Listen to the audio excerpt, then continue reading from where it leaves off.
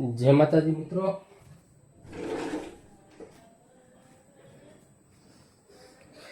छेल्ले अभिसरण दबाणનું सूत्र તમને શીખવાડતો હતો। હવે ટેક્સ્ટ માંથી એ સૂત્ર આપણે સાબિત કરીએ। હવે અભિસરણ દબાણ શું હતું? તો કે એ વધારાનું દબાણ હતું કે જે આપણે ઓલો પ્રવાહ અટકાવવા માથેથી આપતા હતા, એટલે પ્રવાહ અટકતો હતો। મજા આવે છે ને? સમજો છો ને બધું? હવે મિત્રો, કાલે શુક્રવાર, શનિવાર અને પછી રવિવાર પછીનો જે સોમ કે મંગળવાર છે ને, એમાં હું ગૂગલ મીટ કરી દઈશ। અને આમ પણ મારે એમસીક્યુ ની ટ્રીક ને તમને શીખવાડવાની છે, એના માટે ગૂગલ મીટ કરવી પડશે। એટલે વચ્ચે એટલા માટે નથી રાખી કે આ એક ચેપ્ટરની થિયરી પૂરી થઈ જાય અને જે કાંઈ મારે તમને એમસીક્યુ માટેની ટિપ્સ આપવાની છે એ થઈ જાય। એટલે સોમ મંગળ કે એના પછીના એકાદ દિવસમાં ગૂગલ મીટ આવતા વીકમાં 100% કન્ફર્મ, બરાબર? એટલે એ ચિંતા ના કરો, એ હું કરી દઈશ। અને એવું લાગશે તો એ વીકમાં આપણે 1 કે 2 મીટ એક સાથે કરશું। હમણાં થોડીક પરિસ્થિતિ અને મારે દવાખાનાના કામને તમે જે આપણે વાત થઈ એ મુજબ, એટલે હમણાં થોડું ટાઈમ આ રીતે આપણે આગળ જઈએ। બાકી ડોન્ટ વરી। હવે શું કીધું છે ટેક્સ્ટ બુકમાં સૂત્ર સાબિત કરવામાં?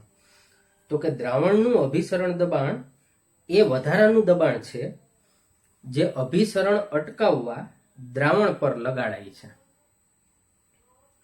એટલે કે દ્રાવકના અણુને દ્રાવણના અણુ તરફ જતા રોકવા માટે લાગુ પાડીએ, બરાબર છે? અભિસરણ દબાણ આપણે આપીએ એટલે ઓલો પ્રવાહ અટકી જાય। આકૃતિમાં દર્શાવ્યું, એ આકૃતિ આપણે કાલે ભણી લીધી। હવે આ અભિસરણ દબાણ છે એ સંખ્યાત્મક ગુણધર્મ, કારણ કે દ્રાવ્ય કણોની સંખ્યા ઉપર આધાર રાખે, નહીં કે એની ઓળખ ઉપર। હવે કીધું છે કે મંદ દ્રાવણ માટે પ્રાયોગિક રીતે એમ દર્શાવ્યું છે અથવા તો જણાવ્યું છે કે અભિસરણ દબાણ આપેલ તાપમાને દ્રાવણની મોલારિટી એટલે કે સાંદ્રતા C ને સમપ્રમાણમાં હોય।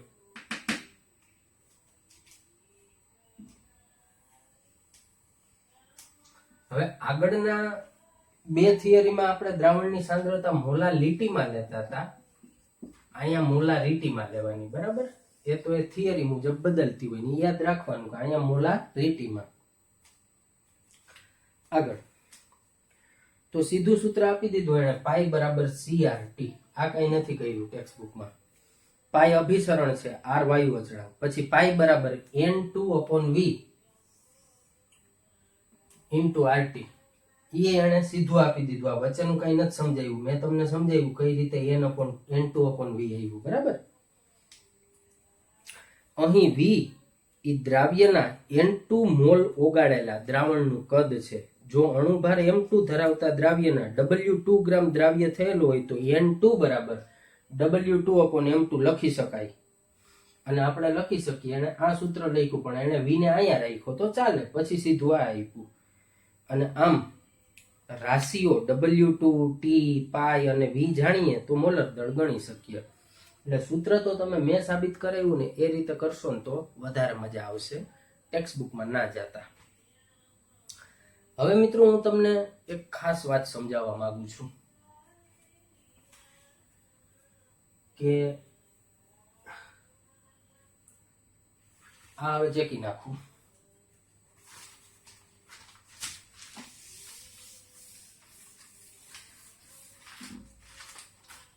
અહીંયા આવશે પાઈ V।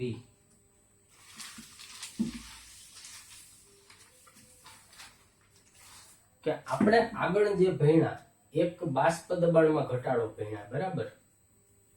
તો બાષ્પ દબાણમાં ઘટાડા ઉપરથી આપણે જે સૂત્ર સાબિત કર્યું હતું એ મારા ખ્યાલથી આ હતું, P01 - P1 ના છેદમાં P01 બરાબર W2/M2 ઇન્ટુ W1/M2, આ રીતનું, સોરી M1, બરાબર. આમાં M2 ને કરતા બનાવતા હતા તો અણુભાર મળતો હતો બાષ્પ દબાણના સૂત્ર ઉપરથી. પછી ઉત્કલન બિંદુના ઉન્નયન વાળું સૂત્ર આવું હતું કંઈક, ડેલ્ટા ટીબી બરાબર કેબી ગુણ્યા 1000 ગુણ્યા W2 અપોન M2 ગુણ્યા W1. એમાં પણ M2 ને કરતા બનાવો તો એના ઉપરથી અણુભાર મળતો હતો. ધાર બિંદુ વાળું સૂત્ર આપણે જોયું તો એમાં આ રીતે હતું કે ડેલ્ટા TF બરાબર KF ગુણ્યા 1000 ગુણ્યા W2 M2 ગુણ્યા W1. આમાં પણ M2 ને કરતા બનાવો એટલે આના ઉપરથી અણુભાર મળતો હતો. ને ચોથું સૂત્ર આપણે આ સાબિત કર્યું અભિસરણ વાળું. એ સમજાય છે? હા સમજાય છે ને, બેઠા છે અહીંયા. તો ચોથું સૂત્ર અભિસરણ વાળું હતું એ આ કે પાઈ બરાબર W2RT અપોન M2V. તો આમાં મિત્રો M2 ને કરતા બનાવો એટલે અણુભાર મળતો હતો. તો મારો કહેવાનો મતલબ એ છે કે આપણે ચાર જે સંખ્યાત્મક ગુણધર્મની વાત કરી હતી ચારે ચાર ભણી લીધા, એના સૂત્ર સાબિત કર્યા. તો અંતે નિષ્કર્ષણ એવું આવ્યું કે ચારે ચાર સૂત્ર ઉપરથી તમને દ્રાવ્યનો અણુભાર મળશે. બરાબર.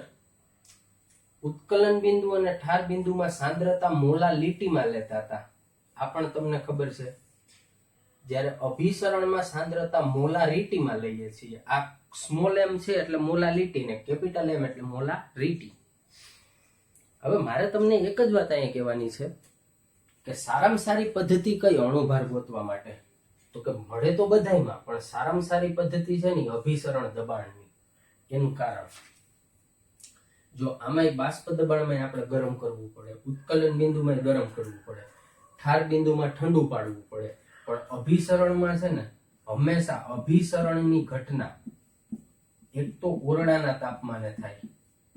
મતલબ મેં જે કાલે ઉદાહરણો સમજાવ્યા હતા, ફૂલ કરમાવું, ખીલવું, સૂકી દ્રાક્ષ, લીલી દ્રાક્ષ, કેરીનું અથાણું કરો, તો આમાં કઈ આપણે ગરમ ના કરવું પડે. અને ફૂલને પાણીમાં નાખો આખી રાત તો કઈ તમારે ત્યાં ઠંડુ કે ગરમ નથી કરવું પડતું. એ જે કઈ તાપમાન હોય એ તાપમાને ઘટનાઓ બની જાય. એટલે સારામાં સારી અણુભાર ગોઠવવાની પદ્ધતિ હોય ને તો આ છે અભિસરણ દબાણ. વળી બાયોલોજી વાળા સમજે, ખાસ યાદ હશે ને એ ગ્રુપ વાળાને પણ ખબર જ હોય, 10મા સુધી તો આવ્યું જ હોય કે પ્રોટીન જેવા અણુનો અણુભાર નક્કી કરવો હોય તો પ્રોટીનનો અણુભાર લાખ ઉપર હોય, 50,000, 60,000, 70,000 આવા મોટા અણુ છે પ્રોટીન. તો એ મોટા અણુ એટલે એને બૃહદ અણુ કહેવાય. એનો અણુભાર પણ આ અભિસરણથી નક્કી થઈ શકે છે. તો હવે આગળનો એક ફકરો એને રિલેટેડ છે જે હું તમને કહી દઉં કે અભિસરણ દબાણનું માપન દ્રાવ્યનું મોલર દળ નક્કી કરવાની બીજી રીત પૂરી પાડે છે. મતલબ કે અભિસરણ દબાણથી મોલર દળ પણ મળી શકે છે. આ પદ્ધતિ વિશાળ રૂપે એટલે મોટા પાયે પ્રોટીન, પોલિમર અને બીજા બૃહદ અણુ, હમણાં જ મેં કીધું બૃહદ અણુ એટલે તો કે મોટું આણ્વીય દળ ધરાવતા મોટા અણુ, ઓકે, ના મોલર દળ નક્કી કરવા માટે ઉપયોગમાં લેવાય છે. અભિસરણ પદ્ધતિ બીજી પદ્ધતિઓ કરતા લાભદાયી છે.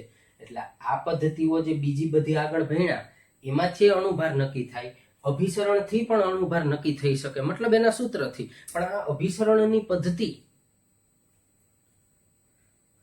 એ બીજી પદ્ધતિઓ કરતા વધારે લાભદાયી છે.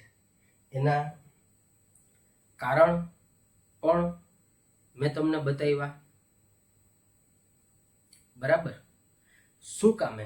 તો તમે યાદ કરો જોઈ તો કે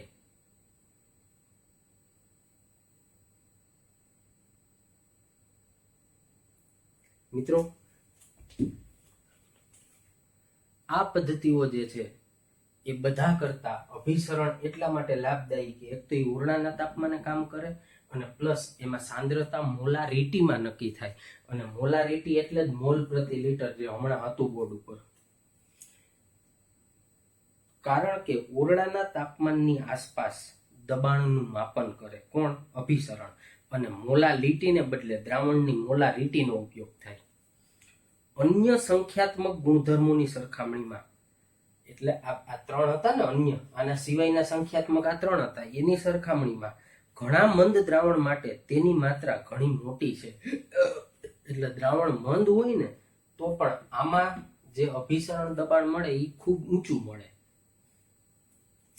દ્રાવ્યના મોલર દળ નક્કી કરવામાં અભિસરણ દબાણ પદ્ધતિ ખાસ કરીને જૈવ અણુઓ એટલે પ્રોટીન ને એ બધા જૈવિક અણુઓ જે ઊંચા તાપમાને સ્થાયી હોતા નથી અને પોલિમર જેની દ્રાવ્યતા ઘણી ઓછી હોય એના માટે વધુ ઉપયોગી છે. ઓકે, હવે જો શું આવ્યું, મંદ દ્રાવણ હોય ને તો પણ આમાં મોટું મૂલ્ય મળે, એટલે આ કામની. પ્લસ જૈવિક અણુ છે એ ઊંચા તાપમાને સ્થાયી ના હોય, એટલે માનો કે પ્રોટીનનો અણુભાર તમે ઉત્કલન બિંદુથી નક્કી કરો તો એમાં તો ગરમ કરવાની વાત આવે, તો એ અણુ જ તમારો સ્થાયી ના રહે. તો પ્રોટીન જેવો અણુ સ્થાયી ક્યાં રહે, તો કે ઓરડાના તાપમાને, માટે આ કામની. અને પ્લસ પોલિમરની દ્રાવ્યતા ઓછી, એટલે આગળ આવ્યું કે મંદ દ્રાવણ માટે પણ આમાં ઊંચું મૂલ્ય મળે. તો જો પોલિમર ઓછો દ્રાવ્ય થાય તો એનું દ્રાવણ મંદ બને, પણ અભિસરણથી તમે એનું દબાણ નક્કી કરો ને તો એ મૂલ્ય ઊંચું મળે. મતલબ કહેવાનો મતલબ કે એક તો આ ઓરડાના તાપમાને કામ કરે, એટલે જે જૈવિક અણુ છે એ ઊંચા તાપમાને સ્થાયી ના રહી શકતા હોય, એ અહીંયા સ્થાયી રહે, એટલે એક વસ્તુ એટલા માટે આ ઉપયોગી. પ્લસ મંદ દ્રાવણમાં આનું મૂલ્ય મોટું મળે.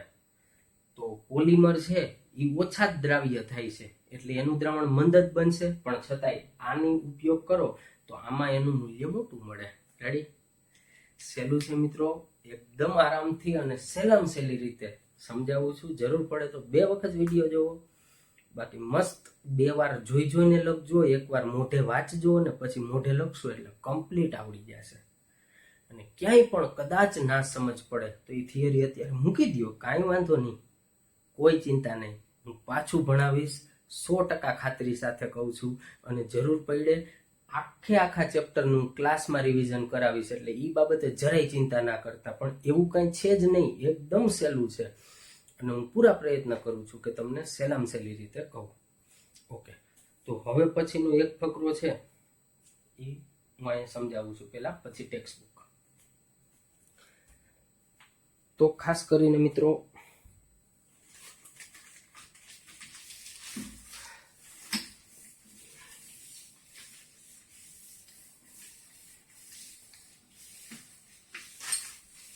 ધારો કે કોઈ 2 દ્રાવણ હોય, એના અભિસરણ દબાણ સરખા છે અને એની વચ્ચે પડદો રાખો તો શું થાય? હવે બેયના અભિસરણ દબાણ સરખા છે તો શું થાય? તો અભિસરણની ઘટના થાય જ નહીં. કા? તો કે બેયની સાંદ્રતા એવી છે કે ન તો આ વધારે સાંદ્ર થાય કે ન આ વધારે સાંદ્ર. જેમ કે હું સમજાવું છું તમને, આપણા લોહીમાં રહેલા રક્તકોષો અને વચ્ચે પડદો રાખીએ 0.9% NaCl નું દ્રાવણ, એટલે કે સોડિયમ ક્લોરાઇડ નું દ્રાવણ. આ બેની સાંદ્રતા છે ને હરખી જ હોય. કોની? તો કે એક તો આપણા શરીરમાં જે લોહી છે એમાં રહેલા રક્તના કોષ, એટલે કે લોહીમાં રહેલા કોષની સાંદ્રતા, અને 0.9% NaCl સોડિયમ ક્લોરાઇડ મીઠાનું દ્રાવણ. આ બેના અભિસરણ દબાણ સરખા જ હોય, મતલબ કે એની સાંદ્રતાઓ સરખી હોય. હવે તમે આ 2 દ્રાવણ વચ્ચે પડદો રાખો તો આમાં નથી એકેય વધુ સાંદ્ર કે નથી ઓછું સાંદ્ર, બેયની સાંદ્રતા સરખી જ છે. તો આમાં શું થાય? તો કઈ ના થાય. કઈ બાજુ દ્રાવક એટલે કે પાણીનું વહન થાય? આમ કે આમ? તો કે એકેય બાજુ ના થાય સાહેબ. કા? તો બેયની સાંદ્રતા સરખી છે. તો મિત્રો સાંદ્રતા સરખી મતલબ બેયના અભિસરણ દબાણ સરખા. તો જે દ્રાવણોના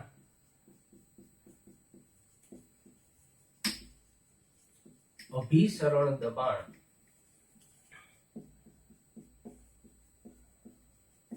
સરખા હોય તેને સમ અભિસારી દ્રાવણો કહે છે. સમ એટલે સરખા. ઓકે, એને ઇંગ્લિશમાં કહેવાય આઇસોટોનિક. આઇસોટોનિક સમઅભિસારીને ઇંગ્લિશમાં કહેવાશે આઇસોટોનિક.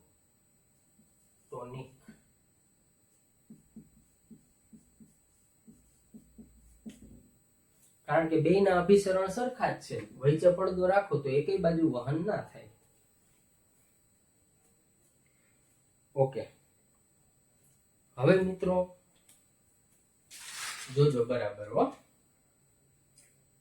હવે આપણે ધારો કે લોહીના કોષો વચ્ચે પડદો અને બીજી બાજુ શું રાખીએ ખબર?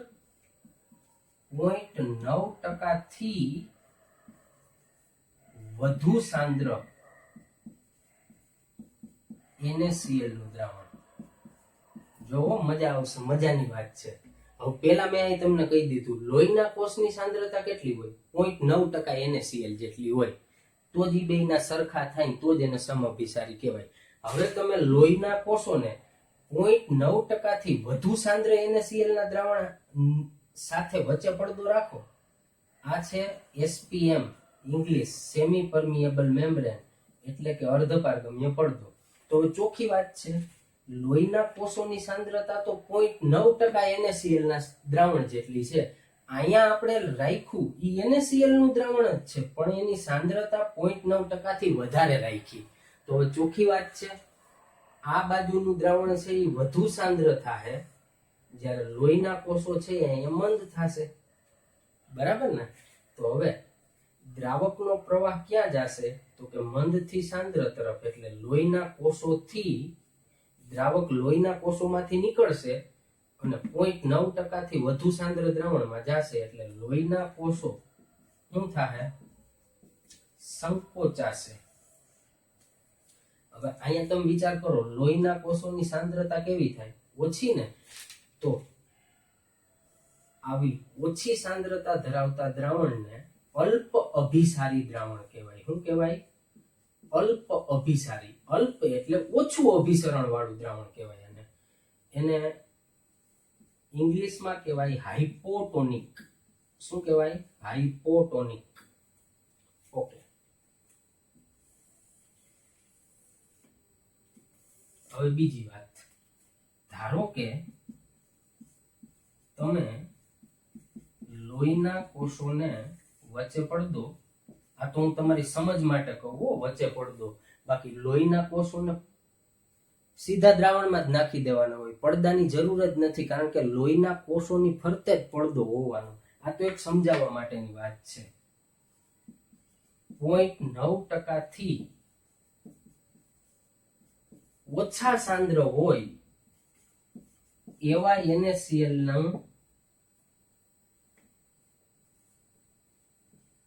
નું દ્રાવણ માં નાખો તો શું થાય? તો હવે વિચારો, લોહીના કોષોની સાંદ્રતા કેટલી? તો એ અમને ખબર છે 0.9% જેટલી. હવે અહીંયા લોહીના કોષોમાં 0.9% NaCl જેટલી સાંદ્રતા આવી છે.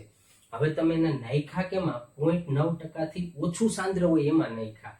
તો અહીંયા લોહીનું કોષોનું દ્રાવણ છે એ સાંદ્ર થશે, જ્યારે NaCl વાળું દ્રાવણ મંદ થશે. તો આ દિશામાં પ્રવાહ આવશે મંદથી સાંદ્ર તરફ. તો આમાં લોહીના કોષો ફૂલી જશે, કારણ કે અંદર પ્રવાહ દ્રાવક આવ્યું, પાણી આવ્યું. તો અહીંયા જે દ્રાવણ સાંદ્ર હોય ને એને કહેવાય અતિ અભિસારી. મતલબ એનું અભિસરણ દબાણ વધારે હોય, અને એને ઇંગ્લિશમાં કહેવાય હાઇપરટોનિક. એકદમ ક્લિયર કન્સેપ્ટ છે, બોર્ડ ઉપર દેખાય છે. સાંદ્રતાનો તફાવત છે, બીજું કંઈ નથી. જો બે દ્રાવણની સાંદ્રતા સરખી, મતલબ કે બે દ્રાવણના અભિસરણ દબાણ સરખા, અને વચ્ચે પડદો રાખો, જેમ કે આ વૈજ્ઞાનિકોએ ગોતેલું છે, લોહીમાં રહેલા કોષોની સાંદ્રતા અને 0.9% NaCl નું દ્રાવણ, આ બેયના અભિસરણ દબાણ સરખા હોય, એટલે કે સાંદ્રતા બેયની હરખી થાય. તો વચ્ચે પડદો રાખો તો કઈ તરફ પ્રવાહ હાલે? SPM, semi permeable membrane. તો એકેય તરફ ના હાલે. એટલે કે જે દ્રાવણોના અભિસરણ દબાણ સરખા હોય એને સમઅભિસારી કહેવાય. રેડી? હવે આના ઉપરથી તમને એક વાત ખબર પડી ગઈ કે લોહીના કોષમાં 0.9% NaCl જેટલી સાંદ્રતા હોય. આ ક્લિયર? હવે મેં બીજા બે વસ્તુની કમ્પેરિઝન કરાવી કે લોહીના કોષને તમે 0.9% થી વધુ સાંદ્ર NaCl ના દ્રાવણમાં નાખો તો હવે શું થાય? તો કે આ 0.9% થી વધુ વાળું દ્રાવણ છે ને એ સાંદ્ર થાય. કેની સરખામણીમાં? લોહીના કોષની સરખામણીમાં. કાં? તો કે લોહીના કોષોમાં તો 0.9% જેટલી જ સાંદ્રતા હોય. તમે નાખ્યું એ દ્રાવણમાં 0.9% થી વધુ સાંદ્રતા છે તો આ સાંદ્ર થાય, આ મંદ થાય, એટલે આમ પ્રવાહ ચાલશે, એટલે કોષ છે એ સંકોચાશે. તો જેની સાંદ્રતા ઓછી હોય એને અલ્પ અભિસારી અથવા હાઇપોટોનિક. હવે અહીંયા લોહીના કોષોને 0.9% થી ઓછા સાંદ્ર NaCl માં નાખો તો લોહીના કોષોની તો 0.9 છે એ તો અહીંથી ખબર છે. તો આ કિસ્સામાં આ સાંદ્ર થાય એટલે કે લોહીના કોષોને આ મંદ થશે. તો સાંદ્ર હોય એની આ તરફ પાણી આવશે એટલે એ ફૂલી જશે. જે સાંદ્ર હોય એને અતિ અભિસારી કહેવાય અથવા હાઇપરટોનિક. અને આમાં આને કેવું હોય તો શું કહેવાય? મંદ હોય એને હાઇપોટોનિક. તો અહીંયા આ સાંદ્ર છે તો એને હાઇપર કહી શકાય. બે વસ્તુ પણ મેં એક એકમાં સમજાવી, અલગ અલગ સમજાવી. બાકી એક જ ઉદાહરણમાં બે હોય. જો આ અલ્પ અભિસારી છે મતલબ કે આ બાજુવાળું છે એ અતિ અભિસારી હોય. સેમ અહીંયા આ અતિ અભિસારી, તો એની સરખામણીમાં આ દ્રાવણ મંદ છે મતલબ એ અલ્પ અભિસારી. સમજાય છે ને? ઓકે મિત્રો, હવે આશા સાથે વિશ્વાસ છે કે અહીં સુધીનું ચિત્ર તમને ક્લિયર થઈ ગયું હશે. બહુ ધ્યાનથી ભણજો મિત્રો. એકદમ સહેલું કરી અને તમને આપું છું તો તમે પણ એ જ રીતે સરસ રીતે આ વસ્તુને ભણજો. ઓકે મિત્રો? ઓકે, તમને વ્યવસ્થિત કઈ વાંધો નહીં આવે. ચાલો હવે આ ફકરો જોવડાવી દઉં. આપેલ તાપમાને સરખા અભિસરણ દબાણ ધરાવતા બે દ્રાવણોને સમઅભિસારી કહેવાય. આવા દ્રાવણોને જ્યારે અર્ધપારગમ્ય પડદા વડે અલગ કરવામાં આવે ત્યારે તેમની વચ્ચે અભિસરણ થતું નથી. બિલકુલ, કારણ કે બેયની સાંદ્રતા સમાન છે. ઉદાહરણ તરીકે લોહીમાં કોષોમાં રહેલા દ્રાવક સાથે સંકળાયેલું અભિસરણ દબાણ 0.9% સોડિયમ ક્લોરાઇડના દ્રાવણ, જેને સામાન્ય રીતે ક્ષારીય દ્રાવણ કહે છે, એના જેટલું હોય છે. આથી તેને નસમાં એટલે કે આપણા લોહીમાં ઇન્જેક્શન વાટે સીધું જ દાખલ કરવામાં સલામત છે. એટલે તમે આપણા લોહીની જે ધમની કે શીરા હોય એમાં ઇન્જેક્શનમાં 0.9% NaCl નું દ્રાવણ અંદર નાખી દો લોહી ભેગું તો કઈ ફેર ના પડે, કારણ કે લોહીની સાંદ્રતાના જેટલી જ હોય. એટલે મિત્રો ઇન્જેક્શન છે એ ડોક્ટરો અને વૈજ્ઞાનિકો એની સાંદ્રતા ખાસ મેન્ટેન રાખતા હોય. બરાબર? એ આપણો વિષય નથી, પણ વૈજ્ઞાનિકો આ બધી બાબતોનું ધ્યાનમાં રાખી અને ઇન્જેક્શન બનાવતા હોય. અને બીજું, તમારા ઘરમાં 18 વર્ષથી ઉપરના વ્યક્તિ, તમારા મમ્મી પપ્પા 45+ના, એને રસીકરણ માટે પ્રોત્સાહિત કરો, એને સમજાવો. અને જો એ લોકો રસીકરણ માટે સજાગ હોય તો એને વહેલામાં વહેલી તકે રસી અપાવો, જેથી કોરોનાની આ મહામારીમાં દેશ, દુનિયા અને આપણા કુટુંબ, પરિવાર અને વ્યક્તિને આપણે બચાવી શકીએ અને એની સામે લડી શકીએ. આ અભિયાનમાં તમે પણ તમારું યોગદાન આપી શકો. ભલે તમારી ઉંમર 18 વર્ષની નથી, પણ તમે તમારું યોગદાન એ રીતે આપી શકો કે તમે તમારી આસપાસના લોકોને, જે લોકોમાં આ રસી બાબતે કોઈ પણ પ્રકારની ખોટી માન્યતાઓ છે, તો તમે એને સમજાવો. સાયન્સના સ્ટુડન્ટ તરીકે 2 મિનિટ કાઢો. ભલે તમે બાજુવાળાની ઘરે ના જાઓ, પણ એને ફોનથી સમજાવો કે રસી લેવી જોઈએ અને શું કામે લેવી જોઈએ, તો એના ફાયદા સમજાવો. રસી લેવાથી કોઈ પ્રોબ્લેમ થતો નથી. મેં ખુદે આજે બીજો ડોઝ લીધેલો છે. રસી એકદમ સુરક્ષિત છે અને એવા સંશોધનના દાવાઓ છે કે રસી લીધા પછી જો આપને કોરોના થાય છે તો ચોક્કસપણે એમાંથી તમે સાજા થાવ છો. મૃત્યુ બહુ ઓછા થાય છે જેણે રસી લીધી છે એના. એટલે રસીકરણ અભિયાનમાં તમે જોડાઓ અને બીજાને જોડો. ઓકે, ચાલો મિત્રો, બીજી બાજુ જો આપણે લોહીના કોષને એટલે લોહીના કોષોને 0.9% કરતા વધુ સોડિયમ ક્લોરાઇડ ધરાવતા દ્રાવણમાં મૂકીએ એટલે 0.9%થી વધુ NaCl ના દ્રાવણમાં મૂકીએ તો પાણી કોષની બહાર નીકળી જાય અને કોષ સંકોચાવા માંડે. મેં બહુ સારી રીતે સમજાવ્યું. આ મંદ થાય, વધુમાં મૂક્યા એટલે સાંદ્ર, એટલે અભિસરણના નિયમ પ્રમાણે દ્રાવક આમ હાલે એટલે પાણી બહાર નીકળે અને સંકોચાવા માંડે. સહેલું પડે ને સમજવામાં. એટલા માટે કહું છું દીકરાઓ કે હું જે તમને રીતે સમજાવું એ રીતે સમજશો તો તમને ખરેખર બહુ ફાયદો થશે અને હું જેટલું કહું એટલું કરતા જાઓ અને સમજતા જાઓ. બાકી હું બેઠો છું જ્યાં ના ખબર પડે અહીંયા. તમારે બીજી કોઈ પણ પ્રકારની ચિંતા કરવાની જરૂર નથી. ઓકે, પાણી બહાર નીકળી જાય અને સંકોચાય, આવા દ્રાવણોને અતિ અભિસારી કહે છે. હવે આને અતિ અભિસારી કહે છે, એને બદલે મેં તમને એમ કીધું કે આને અલ્પ અભિસારી કહેવાય. તો મેં આગળ જ સમજાવ્યું ને, તો વધુ હોય એને શું કહેવાય? અતિ અભિસારી. તો એ તો એક જ વાત થઈ. મેં અહીંયા લખ્યું તો અલ્પ, આ બાજુનું ઓછું હોય એટલે અલ્પ. એને બદલે હું અહીંયા લખત તો હું લખત? અતિ અભિસારી. ઓકે, એમાં કોઈ વાંધો નહીં. જો ક્ષારની સાંદ્રતા હવે અહીંયા 0.9%થી ઓછી હોય તો એ દ્રાવણને અલ્પ અભિસારી, બરાબર છે. આને અલ્પ અભિસારી કહેવાય, પણ આને શું કહેવાય? અતિ અભિસારી. મેં ઊંધું લખ નાખ્યું, અહીંયા ન લખ્યું, મેં અહીંયા લખ્યું. તો હાલે, એવું કઈ ના હોય. આ કિસ્સામાં જો કોષ આ દ્રાવણમાં મૂકવામાં આવે તો પાણી કોષની અંદર વહે અને ફૂલી જશે. જ્યારે આમાં શું લખ્યું? એ જ લખ્યું છે. ઓકે, ચાલો, ક્લિયર. તો અહીંયા અભિસરણ દબાણનો મુદ્દો ઓલમોસ્ટ પૂરો. હવે તમને થશે સાહેબ છેલ્લો ફકરો તો છે. એ મિત્રો મેં તમને પહેલા સમજાવી દીધો. કાલે લેક્ચર ચાલુ કર્યો ને ત્યારે એ જ સમજાવ્યું હતું. મેં કીધું હતું કે ટેક્સ્ટ બુકમાં ખાલી ઉદાહરણ આપ્યા, સમજૂતી નથી આપી, પણ મેં જો પ્રશ્ન સમજાવવાની આખી રીત બદલાવી નાખી હતી. મેં પહેલા તમને અર્ધપારગમ્ય પડદો સમજાવ્યો, પછી સમજાવ્યું અભિસરણ દબાણ, પછી ઉદાહરણ સમજાવ્યા હતા. એટલે તમે સમજી જાઓ. હવે આ લોકોએ ઉદાહરણ અહીંયા સમજાવ્યા, ખાલી એકવાર વાંચવાની જ જરૂર છે. હું કહી દઉં એટલે ક્લિયર. આ વિભાગની શરૂઆતમાં જો હવે કહે છે નિર્દેશ કરેલી એટલે કે આપેલી પરિઘટના અભિસરણના આધારે સમજાવી શકાય.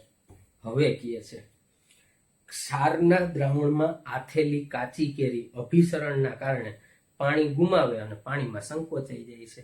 સમજી જ ગયા છો તમે આગળથી. કરમાયેલા ફૂલ જ્યારે તાજા પાણીમાં મૂકવામાં આવે ત્યારે નવપલ્લિત થાય છે. નવપલ્લિત એટલે શું? ખીલી જાય છે, તાજા થાય છે, બીજું કઈ નહીં. નવપલ્લિત એટલે ગાજર કે જે પાણી ગુમાવવાના કારણે નરમ પડી ગયું હોય એને તમે ફરી પાછું પાણીમાં રાખો તો એ કડક થઈ જાય, કારણ કે અંદર અભિસરણના કારણે પાણી દાખલ થાય. તેના કોષમાં અભિસરણ દ્વારા પાણી દાખલ થશે. પછી આ પાછું આવ્યું 0.9%થી ઓછો ક્ષાર એટલે 0.9%થી ઓછું સાંદ્ર ક્ષાર એટલે NaCl ધરાવતા દ્રાવણમાં મૂકવામાં આવે તો લોહીના કોષ તેમનામાં અભિસરણથી પાણી દાખલ થવાના કારણે ફૂલે છે.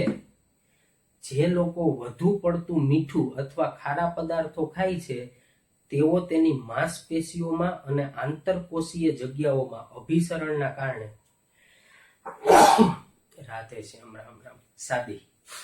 અભિસરણના કારણે પાણી જળવાઈ રહેવાનો અનુભવ કરે. એટલે જે લોકો વધારે મીઠું ખાતા હોય ને એના કોષમાંથી પાણી અભિસરણના કારણે બહાર નીકળી જાય એટલે એની માંસપેશીમાં પાણી જળવાઈ રહે એવો એનો અનુભવ થાય.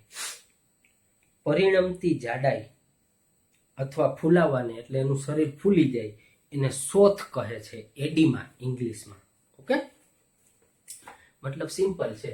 કોઈ લોકો વધુ મીઠું ખાતા હોય તો એના શરીરમાં NaCl વધારે હોય એટલે લોહીના કોષમાંથી પાણી બહાર નીકળી જાય. એ પાણી આમાં માંસપેશીઓમાં બધે ભરાય એટલે શરીર ફૂલે, બસ બીજું કઈ નહીં. એને શોથ કહેવાય. પછી બીજું, ચાલો હવે આ ચેકી નાખું છું એટલે તમારે વિડીયો પોઝ કરીને લખવું એટલે લખી સ્ક્રીન ક્લિયર કરી નાખું. ઓકે,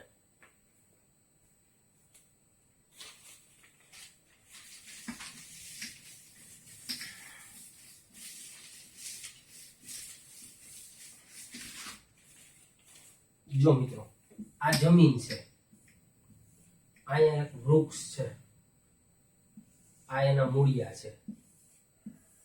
પેઇન્ટિંગમાં તો તમને ખ્યાલ જ છે, ઇન્ટરનેશનલ લેવલ ઉપર આપણો નંબર આવે છે અને આપણને અભિમાન નથી, પણ ગમે તે દોરી નાખીએ અને દોર્યા પછી ખબર પડે કે શું દોર્યું, પેલા નક્કી ના હોય. ચાલો હવે ત્યારે આ જમીન છે બરાબર, આ વૃક્ષ, આ એના મૂળ. હવે તમે જ્યારે એને પાણી પાવ ને ત્યારે શું થાય ખબર? વૃક્ષમાં પાણી ઉપર સુધી કેમ ચડે? અભિસરણના કારણે. કઈ રીતે સમજાવું જો. અહીંયા પાણી પાયું એટલે અહીંયા શુદ્ધ પાણી છે, તાજું પાણી. હવે મૂળિયાની સાંદ્રતા વધારે હોય એટલે શું થાય? વધુ સાંદ્ર અંદર છે મૂળિયા, બહાર ઓછી સાંદ્રતા એટલે પાણી છે એ ઓછી સાંદ્રતાથી વધુ સાંદ્રતા તરફ. એટલે પાણી જમીનમાંથી ક્યાં દાખલ થાય? મૂળમાં. ઈ પાણી મૂળિયામાં આમાં બધે જમા થાય. હવે થડની સાંદ્રતા વધુ હોય, જ્યારે મૂળિયામાં તો પાણી ભરાઈ ગયું એટલે એની સાંદ્રતા થડ કરતા કેવી રહે? હવે ઓછી. એટલે પાણી ફરી પાછું ઓછીથી વધુ તરફ, આમ સાંદ્રતાનો તફાવત હાલતો રહ્યો ઓછીથી વધુ તરફ. એમ મૂળમાંથી પ્રકાંડ, પ્રકાંડમાંથી પર્ણ, એટલે કે મૂળમાંથી ડાળી ને ડાળીમાંથી પાંદડા સુધી પાણીનું આખામાં વહન થાય. વાંચો, જમીનમાંથી પાણીનું વૃક્ષના મૂળમાં જવું, આ મૂળિયામાં જવું, અને ત્યારબાદ વૃક્ષના ઉપરના ભાગમાં જવું, તે અંશતઃ રીતે એટલે કે અમુક બાબતે અમુક ટકા અભિસરણને કારણે હોય છે. ક્ષારથી માંસનું પરિરક્ષણ. માંસ કોઈ પણ પ્રાણીને કાપે તો આ માંસનો ટુકડો હોય ને એની ઉપર મીઠું છાંટી દે, એનાથી આ જે માંસનો ટુકડો છે ને એનું પરિરક્ષણ થાય. પરિરક્ષણ એટલે એ બગડે નહીં, લાંબા સમય સુધી એને સાચવી શકાય. કઈ રીતે કહું? કોઈ પણ વસ્તુ બગડે શું કામે ખબર? એમાં પાણીનો ભાગ હોય ને એટલે બગડે. પણ આ માંસનો ટુકડો હોય એના ઉપર મીઠું છાંટે એટલે શું થાય? મીઠાની સાંદ્રતા વધારે હોય એટલે માંસની સાંદ્રતા અંદર ઓછી થાય, મીઠાની વધારે એટલે પાણી છે ને એ માંસમાંથી બહાર નીકળી જાય. ઓછીથી વધુ સાંદ્રતા તરફ દ્રાવક બહાર નીકળી જાય એટલે માંસનો ટુકડો લાંબા સમય સુધી એમાંથી પાણી શોષાઈ જાય એટલે એ બગડે નહીં. તો ક્ષાર એટલે માથે મીઠું છાંટ્યું, એનાથી માંસનું પરિરક્ષણ, માંસ જે છે એના ટુકડાનું રક્ષણ થયું ને, કારણ કે મીઠું છાંટ્યું ને એટલે પાણી બહાર નીકળી ગયું, ટૂંકું ટચ. અને ફળોમાં ખાંડ ઉમેરવાથી તે બેક્ટેરિયાની અસર સામે રક્ષણ આપે છે. કોઈ પણ ફ્રૂટ હોય એમાં ખાંડ નાખો ને તો ખાંડ એ જ કરે, બહાર ખાંડ નાખી હોય ને એટલે ખાંડની સાંદ્રતા વધારે એટલે અંદરથી પાણી શોષી લે, માટે બેક્ટેરિયાની અસર સામે રક્ષણ આપે. અભિસરણ પ્રક્રિયાની મારફતે ક્ષાર લગાડેલા માંસ એટલે માથે નિમક છાટેલો માંસનો ટુકડો અથવા શર્કરા રસિત ફળો પાણી ગુમાવે છે. મેં એ જ કીધું ને, પાણી બહાર નીકળી જાય. શર્કરા રસિત એટલે માથે ખાંડ છાટી લેવું એ, અને સંકોચાઈ જાય છે અને મરી જાય છે. મતલબ કે એમાંથી પાણી નીકળી જાય એટલે માંસનો ટુકડો આમ સંકોચાઈ જાય એટલે એને એક ભાષામાં એમ કીધું કે મરી જાય. મરી જાય મતલબ કે હવે એમાં કોઈ બેક્ટેરિયાની પ્રોસેસ અંદર નહીં થઈ શકે કારણ કે પાણી બહાર નીકળી ગયું. ઓકે, મતલબ કે હવે એને લાંબો સમય સુધી તમે સાચવી શકશો. કારણ તો કે કોઈ પણ વસ્તુ બગડે છે એટલા માટે કે એની અંદર જે કંઈ છે એ પાણીના કારણે બગાડ આવે છે. ઓકે, અને ઈ બગાડ માથે કાં તો મીઠું છાંટો અથવા તો ફળ હોય તો ફળની ઉપર તમે શર્કરા એટલે કે ખાંડ લગાડો. આમાં અગાઉ તમને ફળોમાં ખાંડ ઉમેરવાથી બેક્ટેરિયા સામે રક્ષણ આપે. હવે બેક્ટેરિયા સામે રક્ષણ એટલા માટે આપે કે એમાંથી પાણી નીકળી જાય. ઓકે, હવે છે મિત્રો પ્રતિ અભિસરણ, જે મેં તમને ગયા લેક્ચરમાં સમજાવ્યું હતું. પછી એક કોયડો છે 2.11. હવે મિત્રો પ્રતિ અભિસરણ આવતા લેક્ચરમાં કરશું, કારણ કે ટેક્સ્ટ બુકમાંથી પણ મારે બતાવવાનું છે. જે મેં કહી તો દીધું હતું છતાંય હું પાછું કહીશ. હવે ઓલો કોયડો છે ને એ ગણી અને આજનો લેક્ચર પૂરો કરીએ. પછી એક લેક્ચરનું કામ રહેશે, પ્રતિ અભિસરણ, અમુક દાખલા અને અસામાન્ય દળ. ઓકે, તો એ આપણે આપણી રીતે જોશું. હવે ઓલો કોયડો સમજી અને આજનો લેક્ચર પૂરો કરીએ. હવે કોયડામાં એમ આપ્યું છે કે પ્રોટીનનું 200 સેન્ટીમીટર ઘન જલીય દ્રાવણ. હવે પ્રોટીનનું દ્રાવણ છે જેનું કદ એટલે કે વોલ્યુમ આપ્યું છે 200 સેન્ટીમીટર ઘન. હવે યાદ રાખો, સેન્ટીમીટર ઘન એટલે મિલી, તો 200 સેન્ટીમીટર ઘન છે એને બદલે 200 મિલી લખી શકાય. ઓકે, ઈ દ્રાવણ 1.26 ગ્રામ પ્રોટીન ધરાવે. મતલબ એમાં જે પ્રોટીન નાખેલો છે W2 દ્રાવ્ય, ઈ કેટલો છે? 1.26 ગ્રામ. હવે દ્રાવણ છે પ્રોટીનનું દ્રાવણનું કદ આપ્યું 200 સેન્ટીમીટર ઘન એટલે કે 200 મિલી. એમાં 1.26 ગ્રામ પ્રોટીન છે. 300 કેલ્વિન તાપમાને, એટલે તાપમાન આપ્યું 300 કેલ્વિન. આવા દ્રાવણનું અભિસરણ દબાણ એટલે કે પાઈ 2.57 ગુણ્યા 10⁻³ બાર જણાયું છે. તો પ્રોટીનનું મોલર દળ ગણો, એટલે કે અણુભાર ગણવાનો છે M2. હવે મિત્રો R તમને ના આપે ને એટલે યાદ રાખો R કેટલો લેવાનો, આ યાદ રાખી લ્યો. લગભગ તો દાખલામાં આપી જ દે, પણ ના આપે તો 0.083 12 litre mall inverse kelvin inverse. R નું મૂલ્ય આટલું લેવાનું. હવે તમને એમ થશે કે 12 શું કામે, તો જો અભિસરણ દબાણ 12 માં આપ્યું એટલે R માં 12 નો એકમ આવવો જોઈએ. પછી કદ લીટરમાં છે તો આ મિલીમાં છે, તો આને લીટરમાં ફેરવવું પડશે. તો 200 મિલી એટલે 0.2 લીટર. તમારે R નું મૂલ્ય લેવાનું છે 0.083 12 litre mall inverse kelvin inverse. આ યાદ રાખવાનું, આપેલું જ હશે. હું ટેસ્ટમાં કે એક્ઝામ લઈશ એમાં આપી જ દઈશ.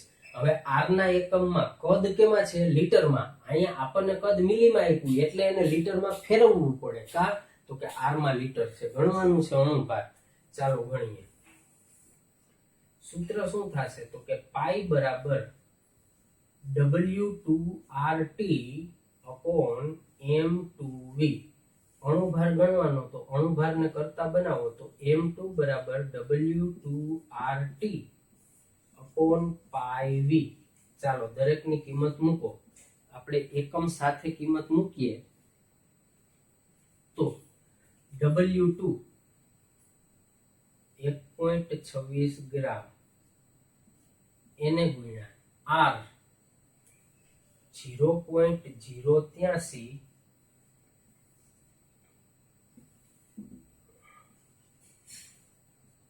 W2 છે 1.26 ગ્રામ, R આપ્યો 0.083